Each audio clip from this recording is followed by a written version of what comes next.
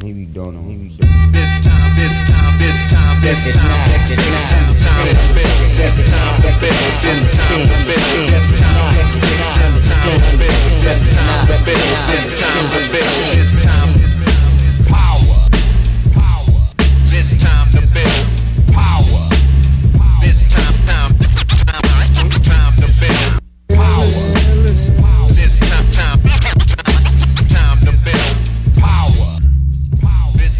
What's up, everybody? I am your host, Chris Hampton. Welcome to episode 96 of the Power Company Podcast, brought to you by PowerCompanyClimbing.com. First off, I apologize. I know I've been slacking over here on the podcast anyway. I've definitely not been slacking. I just haven't put out any podcasts. That's because I've been essentially breathing sawdust and foam adhesive fumes for the last few weeks, trying to get the machine shop wrapped up and together, and it's come along really, really nicely. I'll have it done for the most part, essentially done when the Climbers Festival rolls around. And if you're stoked to come in for a movement assessment, something like that, hit me up. You can find me at PowerCompanyClimbing.com. Pretty simple. Otherwise, because I've got all that going on, and I get married in like 5 days or 6 days, or I don't know. I lost count. I get married really soon. So I'm just going to go ahead and jump into this thing. And that's why you came here anyway, right? You didn't come here to listen to me ramble about all the things we've got going on. You came for Jorg Verhoeven. And I don't blame you. I mean, he's one of the nicest guys in climbing, period. And Jorg and I sat down at Vail, where I was emceeing the World Cup and watching Alex Puccio absolutely dominate, which was incredibly exciting to get to witness. I damn near lost my voice going crazy when she crushed women's 4. But anyway, Jorg and I sat down to talk about Project 9B, which is a website that he started in response to his own big goal of someday climbing 9B, 515B. And if you're unfamiliar with Jorg, which I can't imagine how you would be, but if you are, Jorg is a Dutch climber who has been around and climbed a lot of different styles and a lot of different things. One of the most accomplished all-around climbers that there is. Just as an example, in 2002 and 2004, he was Youth World Champion. He's not a spring chicken anymore. Not that he's old by any means. I'm still 10 years older than he is, but I think he just turned 33. So he was Youth World Champion back then. He has since gone on to win the Combined World Cup in 2007, the overall winner of the Lead World Cup in 2008. He's been on 25 plus World Cup podiums. He's climbed 14 plus, V15. He's freed the Nose and the Dihedral Wall and on ElCap. Basically, he's an all-around machine. The guy is a really, really great climber and very, very unassuming. Incredibly nice, like I mentioned before.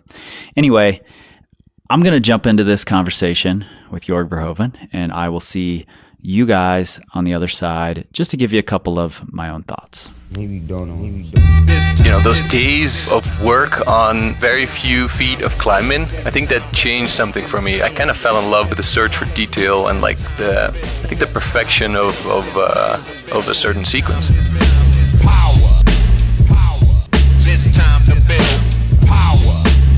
This time to build. I really want to dig into This time super to build. interesting look into not only the training behind it, but the idea behind the training and I was surprised as well to see how it developed. How it got from like just an idea into something that is it grew into nice dimensions.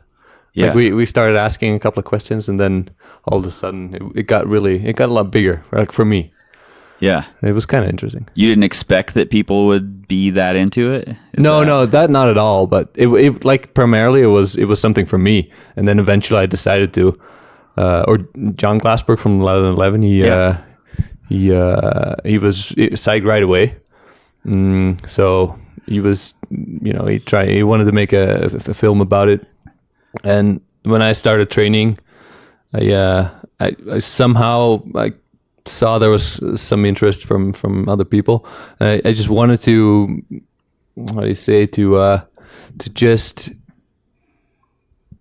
to just write down what I trained, like what I did, more to myself than to other people. Right. Then I realized, well, if I put this on the internet somewhere, it's going to be some kind of a blog or website anyway. So I started developing a little site around it, and I think it got quite nice, and people were happy about it. Yeah, I think it's good because we don't often get a look into the entire process. That was the entire idea. Like I didn't know myself, and there's not a lot of information about it since there's not so many people, and those people are, they're active on social media and stuff, but it's not like they're sharing the entire process. You kind of only see you get the little glimpses of success. Yeah, you see some glimpses of struggle, which is obviously part of the game, and then you see success, and everybody's happy, but there's more to it. Yeah. There's a lot more. Yeah, there's so much more that goes into it. From what I can tell, your Project 9B, as it was made public, happened about, I don't know, it was maybe started about 6 or 9 months before the website was actually up. Is that right? I have no idea, actually. It's kind of hard because for me, it was a bit of a weird trajectory as well. I was like the idea itself started like years back. Sure. When I was just as a big goal. Yeah, I was the original idea was where I've been doing comms. Like I started doing lead comms 15 years ago or something. Yeah. Then eventually switched a bit to bouldering comms, and now I'm kind of switching back to lead comms. But the idea was that I'm always training for specifically for competitions, and I'm taking these little rock trips or sometimes these longer rock trips for almost a bit of a vacation, something to decide, and it's nice because you're training for competitions, but so that keeps you fit for the trips to go outside. Sure. But it's not like if I wanted to climb something really hard, I knew that I had to train for it specifically. Like the times when I went outside and tried something hard in the past was basically always like post competition season, and you're tired from traveling around the world all the time. So you're not the most fit anymore. Right. The main training phase is like at least 6 months back. And I developed this idea. It's a very basic idea. Like what would happen if I just train specifically for a certain rock route or something, and then see the competitions as plan B or goal B, I should rather say. Right. So the focus was on preparing it's for like the shifting route. the focus. Yeah. And I knew that I would descend or stop doing competitions like slowly. Maybe 2 years ago, it kind of my attention dropped a little bit. I think this is one of my last years. So eventually, I kind of reactivated the idea. I was like, okay, if there is a point, if there is a time, then this is the time. I need to do it right now. Yeah. And I reactivated that. I think last summer. So summer, what is that? Summer 2018. No. 2017. Summer 2017, yeah. And, right after the season, I started right away to develop a plan. A lot together with my wife, Kata, since she's a lot better she's a sports scientist. So she knows about training. Right. And I know from experience it's a good thing to have what around. I do. That's amazing. I actually never realized that until now how much information there is, how handy that can be. Yeah. So I started developing a plan together with Kata. And I think training started November And that's where I got like the oldie training information on paper, and then I decided to just throw it on the web and have other people see it as well. So maybe they, the idea was they can at least see what I'm doing and maybe benefit for their own projects. Yeah. So leading into this thing, you had been a successful comp climber, 25 plus podiums. You've won a lead World Cup season. Mm-hmm. It's a long time, yeah. What 15 amount years of comps, what amount of the training that you learned in those comp training seasons carried over to this, do you think? Was it radically different? Was it departure completely? No. It's actually far from that. So as far as I see it, training, or for me, training is gym based. Mm-hmm. Like I got a great climbing facility within, 5 minutes by bike from my house. So if you look at competition climbing, of course, all the training is done in a gym. Sure. And I think there's any people that practice competition climbing and train outside. And when you look at rock routes, especially like high-end sport climbs, they're actually quite similar to like the abilities you need to have. They're quite similar to what especially like lead climbers train for. Right. So the fun thing for this project was that I could really shift my focus to like I could really specialize to what I needed to. So in the past, I'd been training for, let's say if I was training for lead competitions, you kind of know what you're up to. It's always, the walls are always in between, I wouldn't know in feet, it's like 15 to 17 meters all the time. So it's quite steep, but the route setting always changes. The style of route always changes. So you gotta prepare in a very broad way. Right. So you can't just do only crimps. I mean, you would mess up on volumes or big slopers. Sometimes there's really bouldering moves. Sometimes it's just 50 move endurance. So like I said, like a broad way of training is kind of necessary for comp climbing. Mm-hmm. But then for Project 9B, the first part was actually looking for routes. And when I had found a route, I knew exactly what I needed to, like the abilities I needed to have. So it was actually quite nice to be able to train so specifically. To give an example, the route I eventually picked is Fight or Flight in Oliana. And some specifics of this route is very bad feet, not too decent holds, but most of them are like kind of inverted, like either underclings or side pulls. There's not too many like straight down pulls. Right. The feet are always they're always not where you want them. Right. So these are all kind of aspects where you can specifically train for. So I kind of did a very similar training to what I did during my lead climbing days or comp training, but I could really specialize it down to what's necessary for this specific route. That's why eventually it didn't make sense anymore to try other routes, because I was really training for basically 25 hard moves to a rest to 15 more hard moves. Yep. And I set a route in the gym. I did like 25 move circuits. So it's all very specific down to this route, which was totally new for me. And it was actually very motivating. Yeah, I was going to ask about that. Was the motivation different for this versus training for a World Cup season? Because you do have this one very specific goal. And in some ways, that gets a little dangerous too, because a lot of expectation is put on it. So yeah, I think motivation and expectation is always, that's kind of like two separate topics. But if it comes to motivation, I never really had problems with that, especially since I think the most important thing was I like the motivation kind of like tripled because it was something new. Right.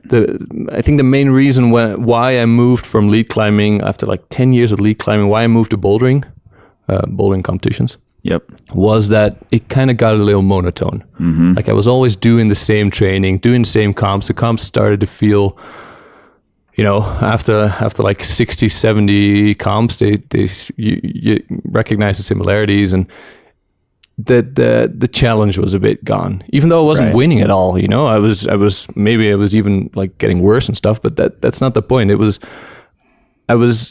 Everything started to feel the same, and that was quite a nice change to move on to bouldering. Like the training's completely different, the comps are completely different. So that gave me a lot of motivation to continue and renew my training, like adapt to certain new styles. And it was the same for Project 9B. I all of a sudden had, like I said before, a very specialized goal, but also a completely new goal, and it opens all these possibilities. And it was, for me, it was just super motivating to just to train for something different than in the past. Mm-hmm. It's hard to explain why, but I was actually surprised myself how much motivation there all of a sudden was. Yeah, I started out largely as a trad climber and an on-site climber, and loved on-siting and enjoyed training to be an on-site climber, but I really fell in love with red pointing and the process of preparing for one really hard route that I didn't expect to. I thought for sure I was just going to learn some about red pointing and then go back to on-siting. But now I'm almost purely red point climber. It was something new to me as well, and I really got to appreciate it. Yeah, comp format, you're on-siting all the time, right? Mm-hmm. Which is a very nice, type of climbing as well. But sure, I think I don't know. I asked myself once whether the ability to really project, like to red point a route and prepare for it for like months, whether that actually comes with age. I spoke to Edu Marin. Yeah. And he said the same actually. I think he's exactly my age. I think we're both born in '85, and he said the same thing, that a couple of years ago he suddenly had this change from like always on-site climbing. Edu's a very, very good climber, especially a rock climber as well. Yeah. And he's on-sited like up to 14B or something, or maybe even 14C. And all of a sudden he said with turning 30 or something, he just got way more interested in pure red pointing, like preparing as well as possible. Like I think it's the eye for detail. Mm-hmm. That's interesting. It happened to me around the same age. Yeah. That's why I started asking around with friends and stuff, and some didn't really agree. Others fully agreed, and it's also it's a bit geographically, or like different climbing scenes of different, I think it switches a bit between climbing scenes. Sure. The American climbing scene is it's as far as I see it, it's kind of based on red pointing. Yeah, definitely. And in Europe, there's a lot of people just go climbing, and maybe it has to do with the fact that there's so many cliffs in Europe. If you go to Spain, you can go to a cliff every other day that's completely new. Yep. For me, that's sort of how it happened. I was a Red River climber. Yeah. And then that's where I learned to climb, and I had sort of run out of on-site opportunities, unless I continued to get better, and red pointing was the path forward as far as I could tell. Yeah.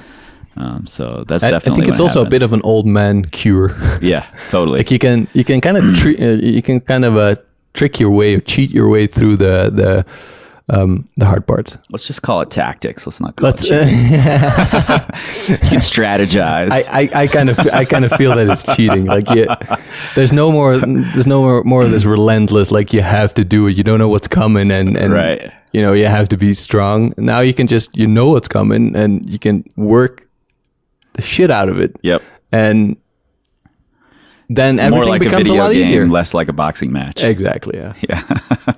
Yeah. And this is what's so nice about it. And I think for me, I started to think like where that, if you can call it a transformation, when that happened to me.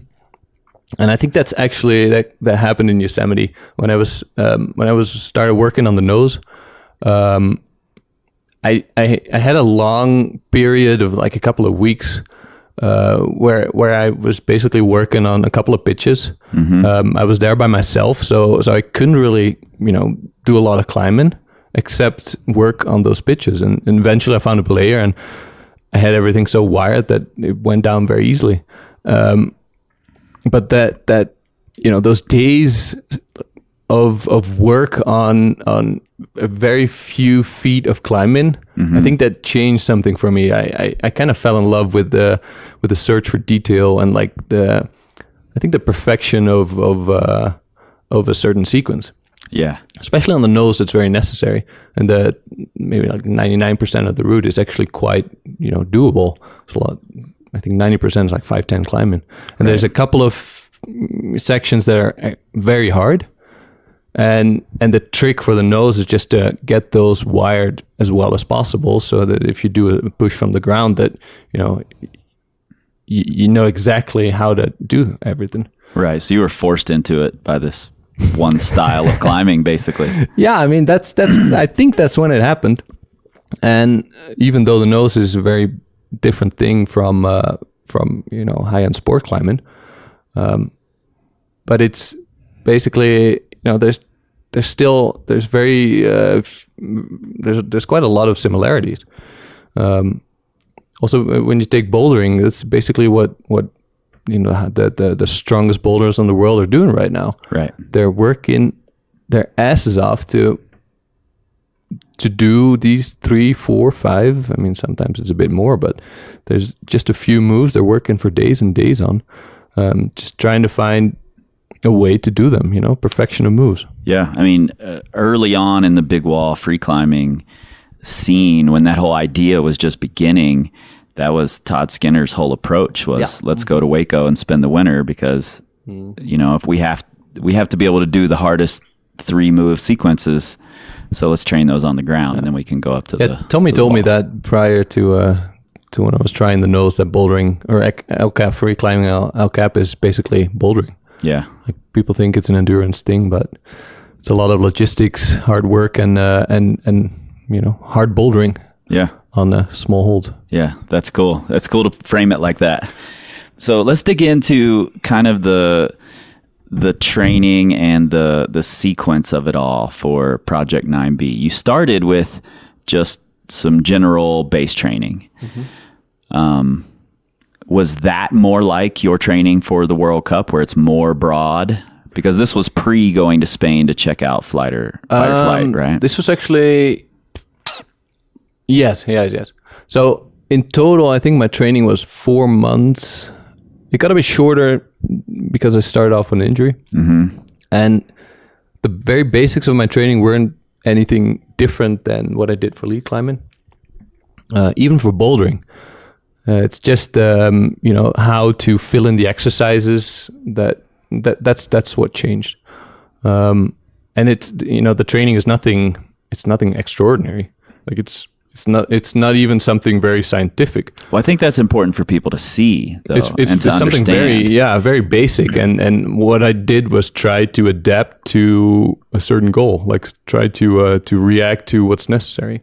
Right. So you started with this big pool of basic fitness, essentially. What was a bit of a problem, what was also interesting about it, is as soon as I started, my level was very, very low, like compared to, it was basically my base level.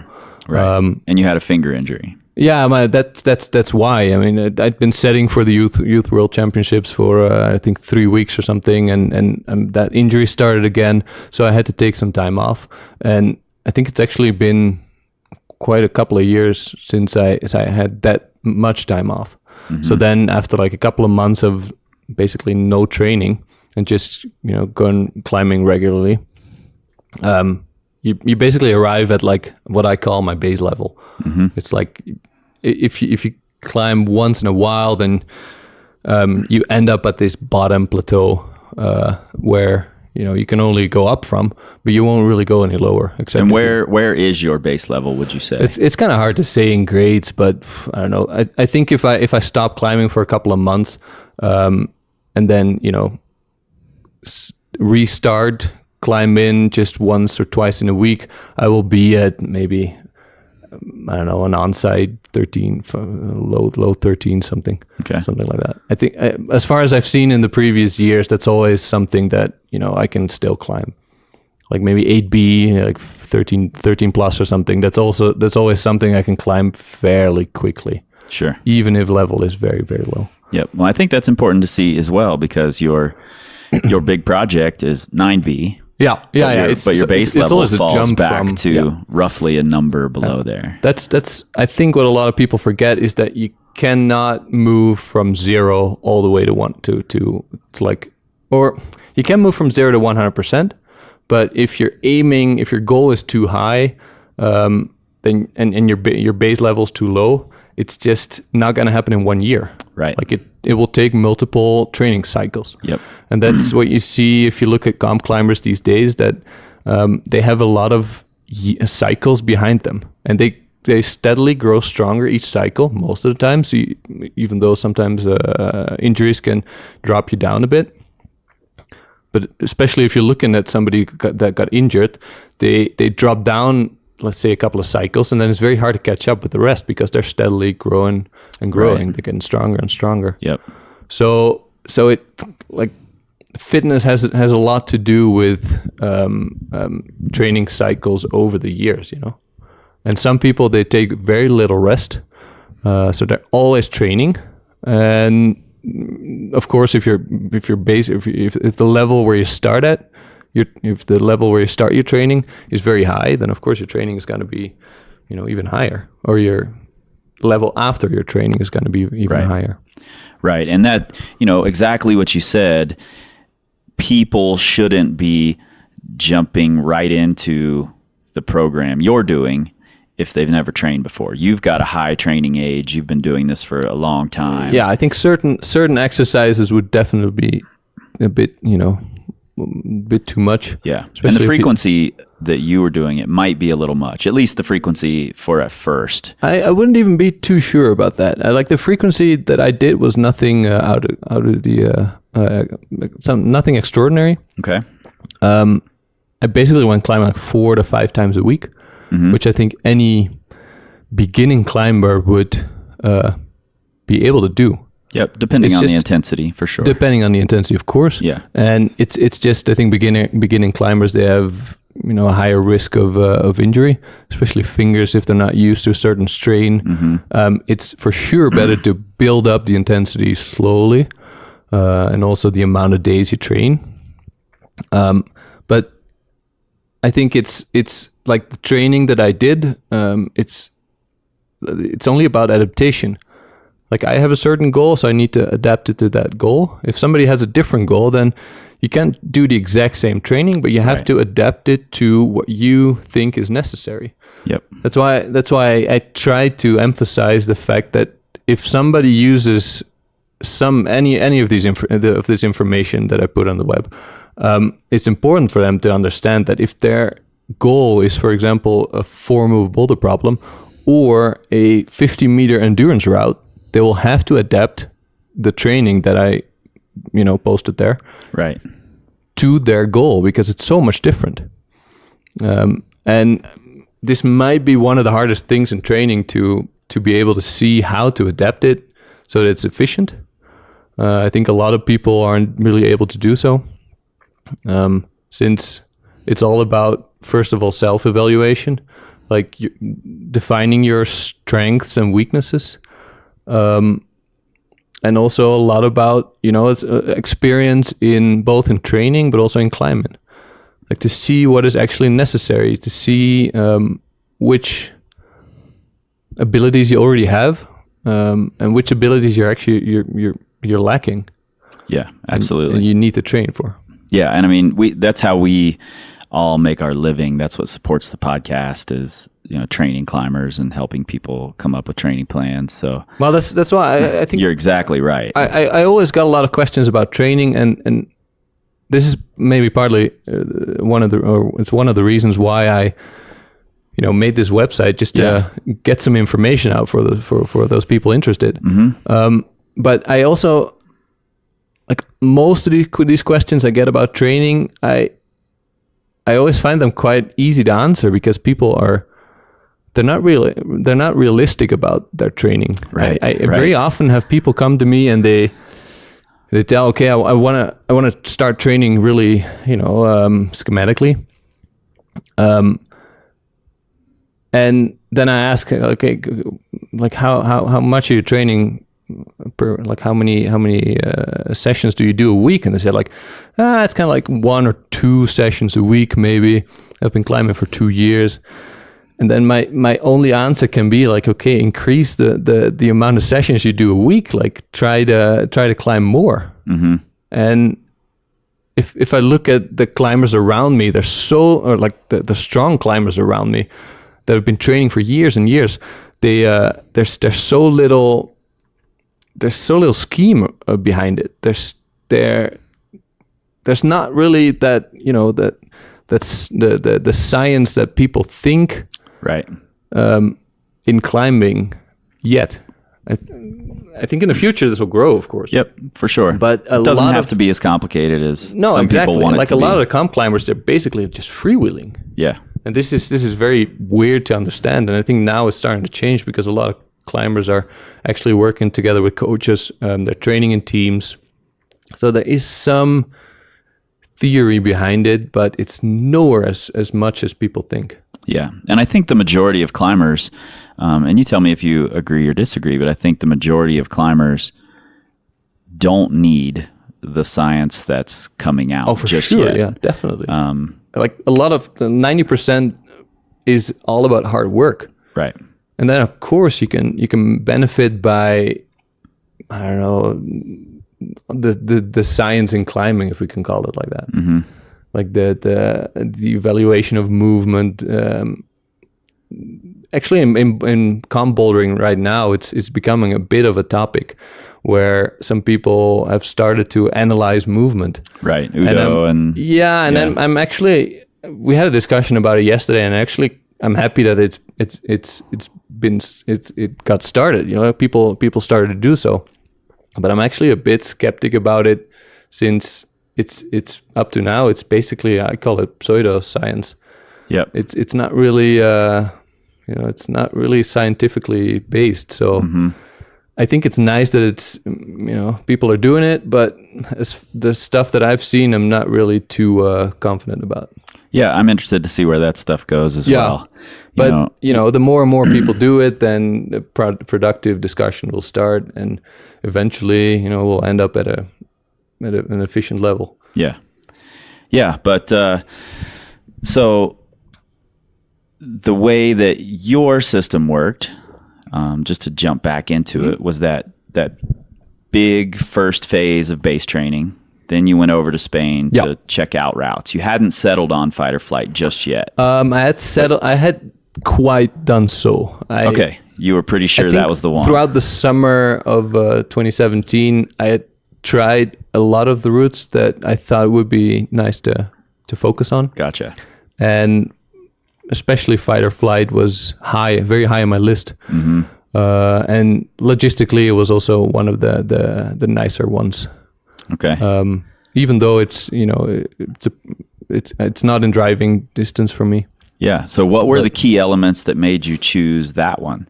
Since it's not something you can just go try at the end of a day when you happen to feel well, good. there is not a route that I can go try at the end of the day so far. I actually started to, bold like a crazy person around Innsbruck. Right. Looking for projects, and there are a lot of projects, but it's kind of hard to find a route that is nice to climb on. Mm-hmm. And I'm pretty sure there is 9Bs in the vicinity. I think we're going to need an Adam for that. But I had some specifics in mind that for me were important about a route. First of all, it needed to be as like completely natural or like a very high level of or a very low level of manufacturing. Right. And this is a separate discussion, and I found out that people are very ill-informed about it. Yeah, definitely. And I think it's a very delicate topic. Absolutely. Because especially since people are not very well informed, I think they misunderstand very quickly. Yeah, I agree. And I think all I want to say to that is, imagine something very hard like cutting end sport route. I think everybody can imagine the holes are very tiny, Right. and on limestone, those tiny holes are very brittle. Yep. And there's actually a lot of problems with routes changing all the time. And sometimes if these route changes, they become impossible. And I mean, that can be very annoying if you've been trying a route for 5 years and all of a sudden your keyhole breaks. Like, what do you do? Yeah. And I think some people have chosen the way of securing these holes, basically using Sika to reinforce them. And I think there needs to be an open and productive discussion rather than in the climbing community, rather than just opinions that are not really well based. Yeah, I agree. I think it's a pretty delicate topic. But still, for me, this was one of the. I saw some pretty ugly stuff. I saw some really well bolted routes, like that were basically put up in a very nice style. Mm-hmm. So this was one of the specifics that a route needed to have.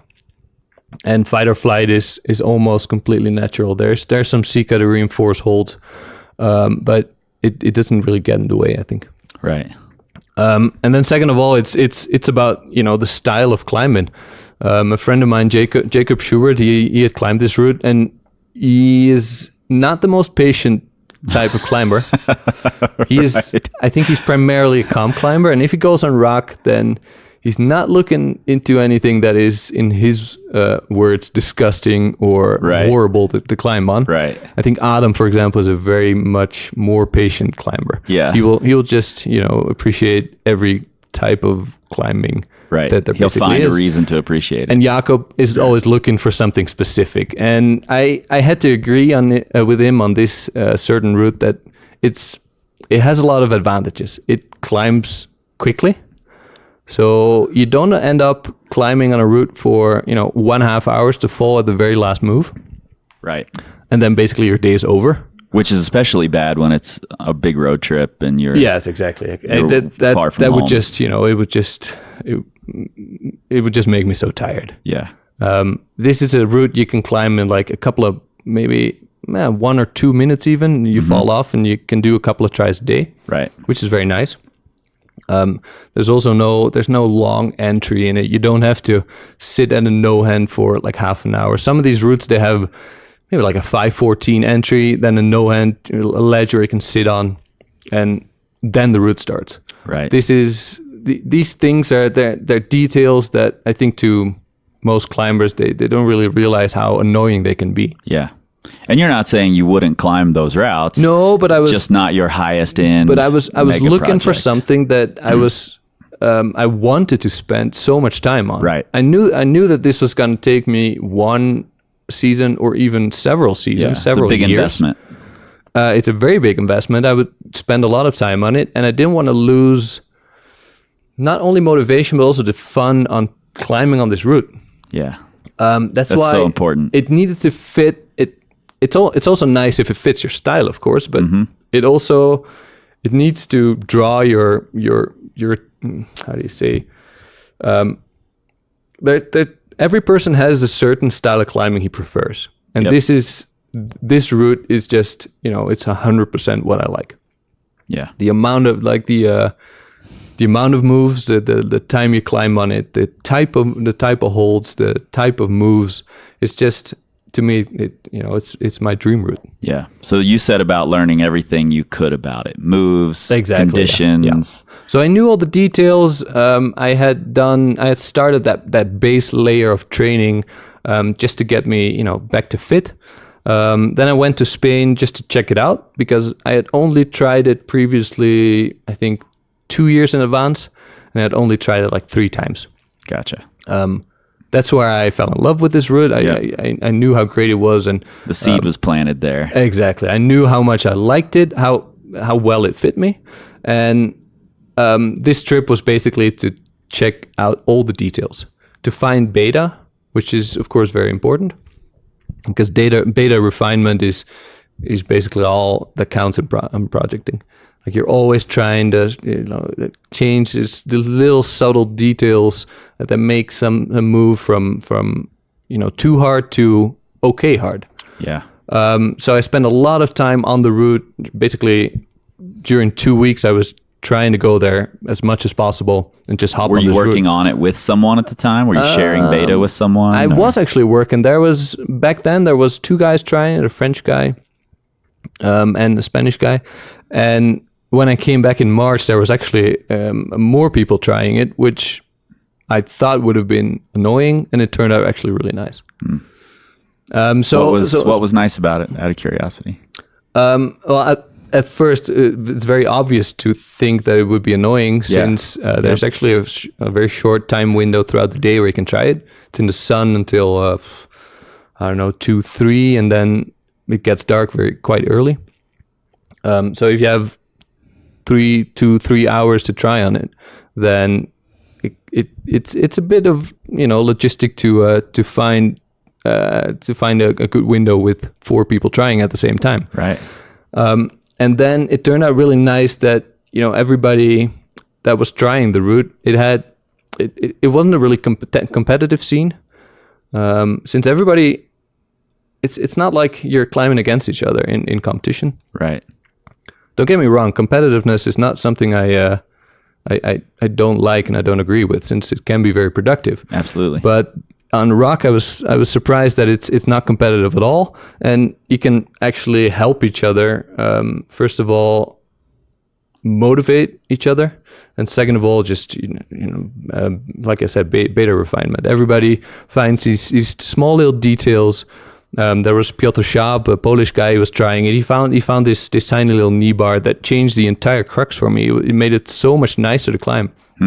And this, without him, I wouldn't even have thought about it. Right. So, and Mehdi Hong was trying it. He ended up doing it eventually, and this just, it made me, it renewed my motivation completely. Yeah. I saw the happiness that this route, or the success on this route, cost for him. I saw how emotional he was about the entire thing, and it just made me realize that this project is really important for me. Yeah, and I think those reasons are why it's so important not to, if you walk up to the crag and there are people on your project, not to get just annoyed. say, "Oh, I'll wait for another day." Yeah, exactly. Yeah, I think it's a very productive process to be able to work on something not only by yourself, but with other people. Yeah. Because, like I said before, self-evaluation is kind of hard.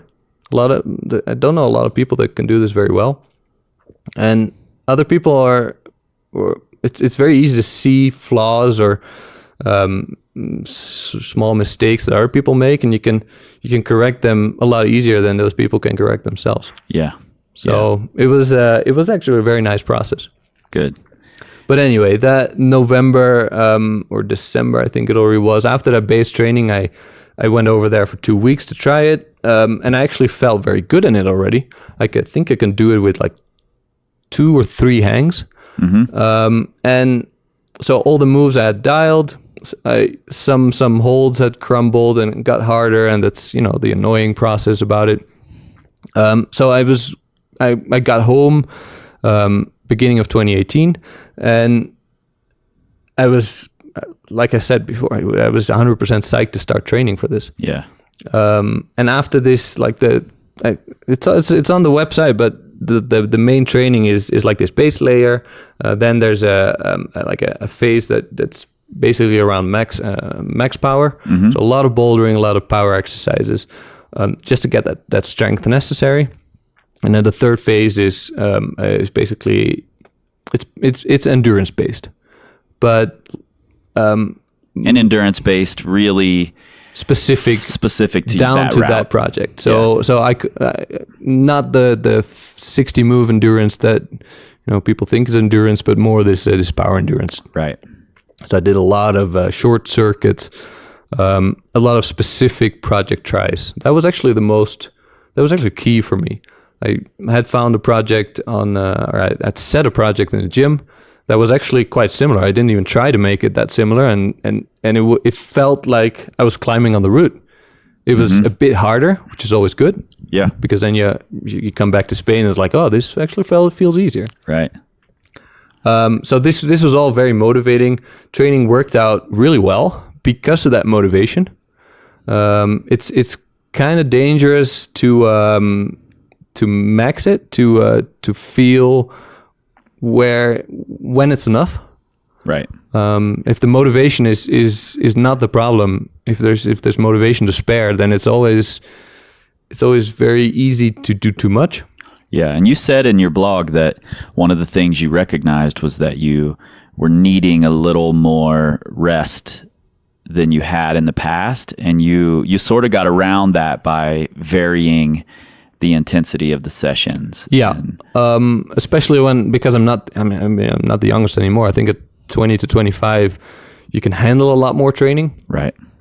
But you also, I would almost say, you need a lot more training. Mm-hmm. Like I think to reach the same level, I need less training, but it needs to be more effective. So because this route is so short, as I said before, 25 moves to a rest to 15 moves,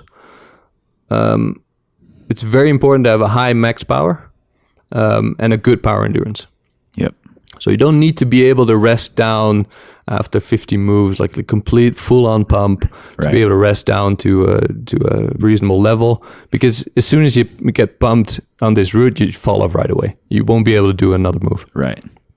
And this is why I think, especially for this route, it was more important to do a training which was quality-based and quantity-based. So each session I try to make it as intensive as possible. And the key about training itself is, in my opinion at least, is to you do your training day, and then comes actually the most important thing, the rest phase. And the rest phase needs to be as long, so that the next training you're not completely tired. You cannot start your training fully tired, because Right. the training will be shit. Right. So it's really hard to find that balance between training as much as possible, as much as necessary, and still have that freshness in your training. Yeah. Yeah. So I'm if glad you- you said as much as necessary. Yeah. Not think as much that's as the possible. I important think part. that's definitely not well phrased. And if you're aiming for something like full on endurance, 1.5 hour roof route, then it's a total different story. Then you're gonna need a lot of quantity and a lot Right. of like endurance based climbing. But this was something I needed to feel fresh all the time. Yep. Because if the moves are that hard, then if you're tired, you're like your level drops. So if I would have a training day where I would feel tired, I would just either make it very short, or just go home, rest, and then wait for the next window where you feel fresh. Mm-hmm. And I see also for competition climbing, lead climbing, I see a lot of people that make the mistake of they just want to train as much as possible, and they're tired all the time. Yep. And that, then eventually the productivity just decreases. Yeah. You're just going downhill. Yeah. Digging And yourself a hole. It's a struggle to constantly motivate yourself, even if you feel tired. And then if it just makes you weaker, then your motivation drops completely. So it's a bit of It's a tough line to walk. exactly. For sure. You need to find that balance to not be happy after 1 hour of training and like, I think I did enough. Right. You really need to push yourself into that maximum level. That's also what a lot of people don't do during that training. Yeah. Like they really push themselves to 100%. Yep. It's easy to get to about 75%. Exactly, Feel like yeah, you pushed it, and And some of these, some climbers, and most of the times they turned into very strong climbers. They can really push themselves also during training. right. And some climbers are not even in a competition or during their project. They're not even able to reach that, that 100% of using their strength. Yep. Yeah, I think it's a practiced thing for some people. Yeah. And if you can practice it in the gym and There to is your a lot of project. exercises, like easy exercises to train. This is also something you can train. You know, Absolutely. training is not only about the physical side. It's a lot about the mental aspects and the tactical approach, and you know all that stuff that people kind of like, you know, sweep to the side and like, I don't need that. Yeah, that's the stuff we actually try to focus on quite a bit Well, that's good to in hear. our coaching and training. It can be the hardest part. Like some Yeah. people, I think instinctively are very good at it. Yep. And other people, they need somebody to correct them or need to correct themselves. Yeah, absolutely. So in your max power phase, what would you say is the boulder grade of the hardest move or hardest short sequence on fight or flight? Well, we talked about this actually with the others that were trying this, and this is something I always find funny, that route climbers, they try to break it down into bouldering grades because it never actually works. Right. We tried to come up first with the 25 moves. We thought it was 9A to a rest, and then to a 15 move 8C route. Okay. So it's like 14 plus to a rest to 14B. Whether that's true, that's just a blind guess we came up with. Right. Which is what all grades are, really. Yes, exactly. And then the hardest move is definitely at the end of the first part, just before the rest. And that could be like V11 boulder. Okay. And it doesn't sound very hard. So maybe it is actually a little higher, especially since it took us quite a couple of days to do those moves. They're really, really powerful. So they might end up a little higher, but on the other hand, you do this like 514 climbing into it, Right. and that makes it hard. Sure. That's why I think a lot of route climbers, they easily get the idea that, you know, that boulder move up there is so hard. It got to be V14. If not, I wouldn't be falling there. Right. But then they realize that, or they don't realize that, like 510 climbing into a V13 boulder problem is just so ridiculously hard already. Right. So it's I want to say it's just really hard to pin it down to a boulder grade. Sure. But I think as a single move, I would have still said like V11. Okay. It's nothing out of the ordinary. And then when you're in the gym training, are you shooting for specific grades, or are you just looking to definitely not. always challenge yourself at your maximum? I don't think grades at all.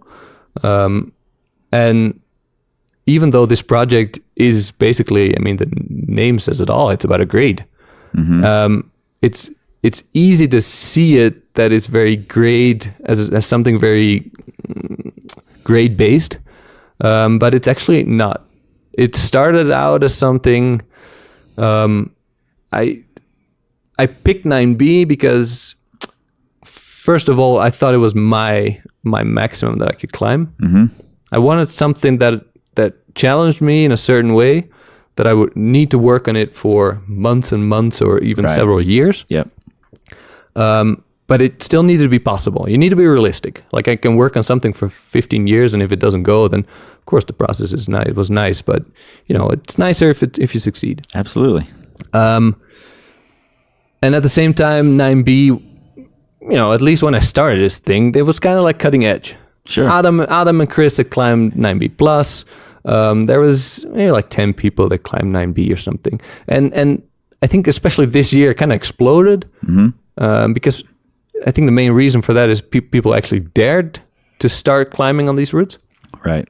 I don't think the level got that higher, but if you take Jonathan Siegrist, for example, he was that strong a couple of years ago, but he was climbing. He was just 15A. building up this giant base beneath him. Yeah. And now he hopped on 9B and like he climbed it, as far as I know, pretty quickly now. Right. So like there's room for like to the top is not really reached, you know, for a lot of people. Yep. So I think I was just trying to say that the grade is not that important. Yeah. And especially in training, it's not important at all. It doesn't matter at all. Absolutely. I agree. on whether you train on routes, of course you can give it a grade. It's nice to to see. It's how we measure. Exactly. And but in bouldering, it doesn't make sense at all. We don't climb on. The training we do is not on preset boulder problems. right. But we have a bouldering room. We do have this, but I don't use it. Yep. Especially not for the training I did for Project 9B. But we have a bouldering room which is completely filled up with holes, and we make up boulder problems, specific boulder problems, or regular boulder problems, or 1 movers to 20 movers. Right. Everything from very short boulder problems to short circuits to long circuits. And then a large or wide range of power exercises on a campus board, on the bouldering room, on the pull-up bar, whatever you can think of. You can do so much. Yep. And variation was always what was important to me. This keeps the motivation also in training high. It just makes it so much more fun, Mm-hmm. You can get so creative with exercises, and if you're not creative, then just look at other people, what they do, and repeat it and try to do that, and you'll see that it's actually so much more fun to do something new than always doing the same old exercise you're already good in. Yeah. Are there exercises you're repeating? Of course, yeah. To be The able to exercises judge? that I actually suck on. Okay. A good climbing coach once told me that he thought that the training that you do is good up to a certain point where you don't see a change, where you don't see You stop where making you progress in the stagnate training, right? the progress. And then you switch your training, you do different exercises, and you gain progress in these exercises, and as soon as you stagnate, you move on to a different Yep. training. That's, it's That's a a good theoretical approach, but I think it actually works quite well. Yeah. And I just had some major weaknesses. I always also had some strengths, and I'm not a fan of training only one or the other. But there was definitely some weaknesses that I had to work on very hard, so I did. And I'm really bad at campusing. I just can't do one armors. So it's stuff like that. That I kind of try to work on. Like upper body power. I have very strong fingers, but upper body power is something I kind of lacked, and especially due to the bouldery aspect of this route, that I kind of felt this was necessary. Yeah. And it helped me a lot. And I think it's exciting and motivating to find that thing that you can really improve at. Yeah. Because then you get to see improvement. If Yes, you're but it's only not working always. on Sometimes you're working on weaknesses and you just don't get better, and it can Sure. be frustrating. But Sure. that's it. That's life. Yeah, and if you can see the overall more global picture, Yeah. And I like the idea that you're not only focused on your weaknesses, that you also go in, Yeah. play to your strengths sometimes. And I mean, I kind of picked a route that I knew that fit my style. So Yeah. then you can always improve, and also you can improve your strengths. sure. So it doesn't make sense to only train your weaknesses. Yeah, we like to say you can't have weaknesses without strengths. Yeah, that's kind of true. Yeah, so you have to keep cultivating those strengths as well. So. And also my strengths, like relative to other people, they're weaknesses. If I Sure. say I have strong fingers, and I look at Daniel Woods, for example, my fingers are weak as shit. Yeah. Like Daniel will laugh at me if I see if he hears me telling I have strong fingers, then Yeah. like I'm not able to hang on to the holes that he can choke up on. Yeah, and that'll always be the case. Exactly, but that doesn't really matter. I mean, as what I've learned through the last 15 years or something is that it's easy to look at other people and compare yourself to it, but it doesn't help you in the end. Right. It's handy that you can see flaws that you have and or strengths that other people have, so you can work on that. But in the end, it's you that needs to be it needs to do the climbing, not the other person. So whether it's in comps or on rock climbing, you can compare yourself with other people, but it's not going to make you any stronger. Yeah. I find some benefit in comparison as long as you're not taking it personal. Exactly. Yeah. And competitiveness is something sometimes productive, but I think to a lot of people it's counterproductive. And Yeah. as soon as you reach that stage, then you kind of need to work on that. Yep, totally.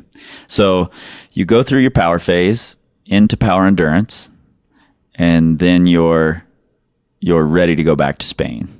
Yeah, I was really ready. At the end of my training, I was actually impatient. Like last 2 weeks, I was reserved to cut down the quantity and even more focus on quality of training, just to get your body rested for trying the route. For comps, we do the same thing. Like it's not useful to train your ass out just a week before the comp. Right. You'll just be tired. So I was actually I was really impatient to get over there. Yeah. And back then I had a lot. I had a lot of stuff on university to do. So it was fine. I wasn't sitting at home, being really impatient. But as soon as I was on that plane to Spain, I was really ready for it.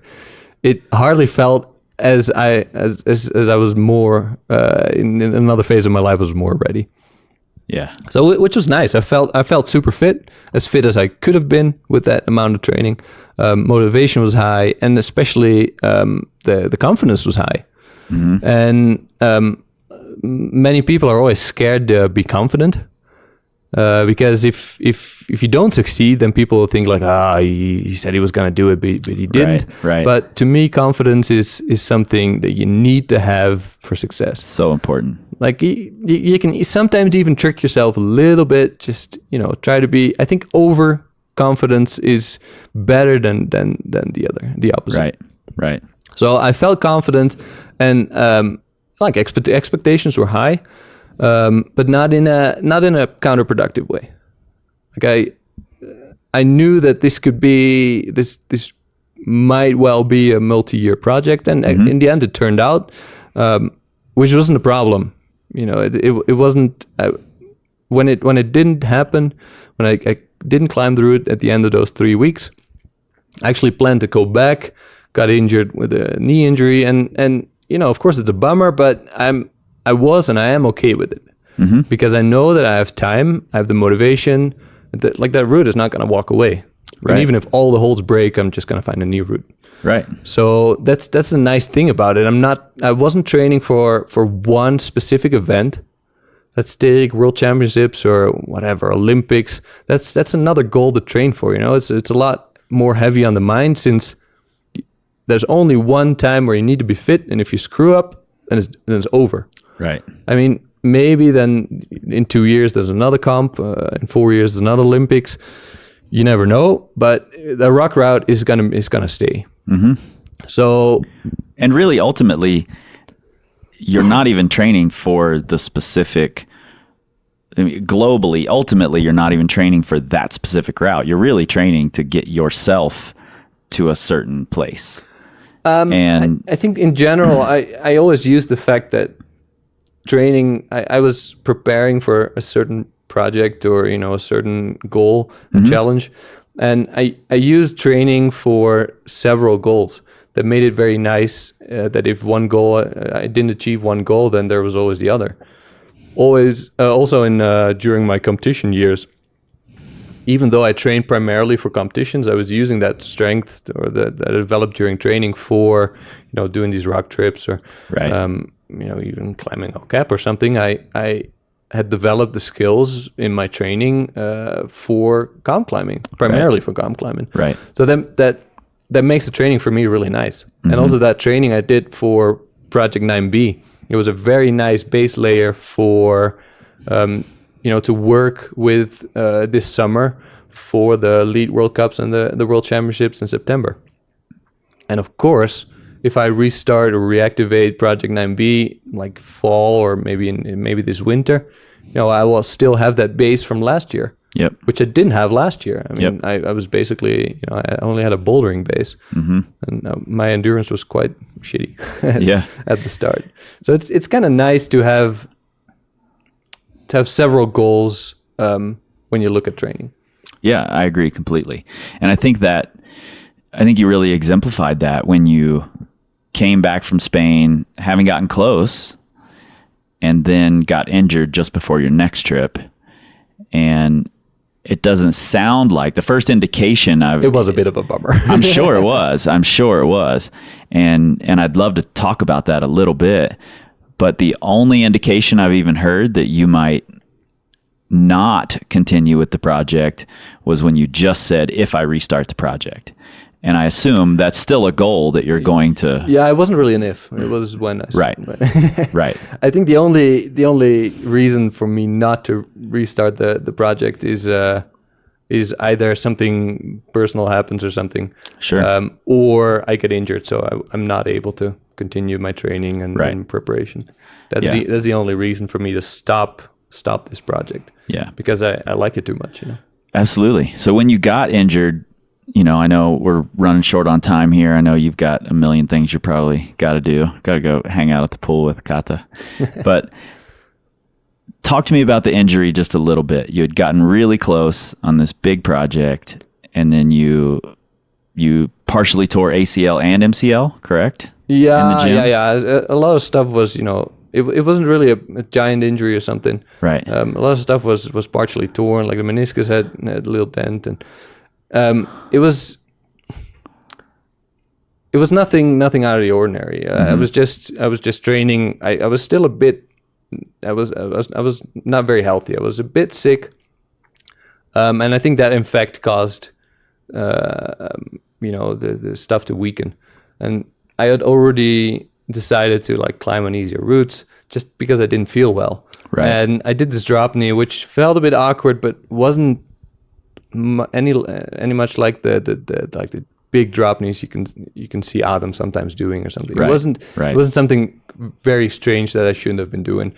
And I right away felt that something popped, and I for like an hour or something I tried to tell myself maybe it's not that bad, and I kind of knew straight away within a couple of days that I canceled my flight right away, even before I had the diagnose. Just because I knew it was a week in advance, so I knew it wasn't going to happen. Right. And then it's basically, working on how should I say the mental aspect of being okay with it, not being too bummed out, and keep that motivation and just take it on to when you can reactivate the project. Yeah. And this I think I've done quite well. Partly because I've had so many injuries in the past. I've had a lot of finger injuries. I broke one of my spines once, or one of my, I had a back injury. A vertebrae, yeah. And I knew the process, and this at the end of this injury, I might actually say it's been one of the nicest injuries I've ever had. It was easy. The entire process was quite okay. I could do a lot of training. I wasn't really disabled. I could hike from the start. It was just I couldn't squat. I couldn't do for a long time. The 90-degree angle was max I can do. Right. So heel hooks were out. Yeah. So for a couple of weeks I couldn't climb, which wasn't that big a problem. Then I could restart, but I could always do stuff. Yeah. And you can do a lot of training with one foot. Totally. Which I found out was quite useful, even with no feet. Especially if you're, like you said, you're bad at campusing. So exactly, yeah. So I did a lot of that, in there. And then of course it's dangerous to have injuries because of that injury. So I almost hurt my shoulder just from too much campusing and no footing. When you're doing 3-hour sessions and not using your feet, it's a total different strain on your body than usual. So your body's going to be like, no, dude, this is not cool. Yeah, as long as you're listening to it, that's the important part. So it's part of the process, and it was quite kind of interesting. And I was quite happy to hear that people were asking when are you going to restart, and how's the knee, and are you going to continue on it? And I was always like, of course I'm going to continue. Yeah. Not right now. I mean, it's 30 plus degrees or it's 100 Fahrenheit in Spain right now, so I can't forget about this route until I don't know, late fall. And I always said that Project 9B will be November to April or something, and then afterwards I have to focus on competitions. I don't want one specific goal to how do you say to permeate everything. Exactly. To just that I have too much focus on one goal, so I just get sloppy on the others. Yeah. There's World Championships coming up in my hometown, so I want to be fit for that. So I just put it on ice for now, and I'm constantly making plans actually when to reactivate. And like you already said, you'll be coming back in with a much higher base level than where you started. And for sure this summer I will keep up hard sport climbing. Yep. But there's not really any 9Bs in the vicinity that I think I can try, especially since the only one that's close to my house has the biggest drop knee with the right knee you can ever imagine. Of course. So I don't think that's a very smart route to try. Yeah. But we're making plans. Also, I gotta incorporate Yosemite since that's not out of the game. Yeah. So it's always been Still walls to do. Yeah. That's always been the struggle. Like I have too much motivation, too many goals at the same time. So I gotta plan, efficiently. Yeah. But this is definitely, I would still say it's my primary goal. It's on position number 1. But that doesn't mean that I'm not I can put it on ice for a bit. Yeah. Well, I hugely appreciate you putting it out into the world and, letting us kind of see behind the scenes of it. I had recently started sport climbing again after I got to 14A, which was my big goal. Then I had a shoulder surgery and spent a few years bouldering, and recently started trying to sport climb again, and had my own goals that I was documenting, and got my first injury in the midst of training for it. So the timing of your project was perfect. I was able to kind of watch what you were doing, see how that was going, and get my own motivation from that. And hopefully other people are being motivated by it, and I put my story out there as well. So it's kind of nice to see that people actually appreciate it. Yeah, totally. And people are asking me to document the process of rehabilitation from an injury as well, and I didn't really do it. Yep. It's tough to do. Especially when you're already good at it and you just go through the motions. Yes, and also because I had kind of put it on ice the entire project. Right. So it didn't really fit in, I think. And as soon as I reactivate, then I'll start blogging about how to reactivate and how to catch up again.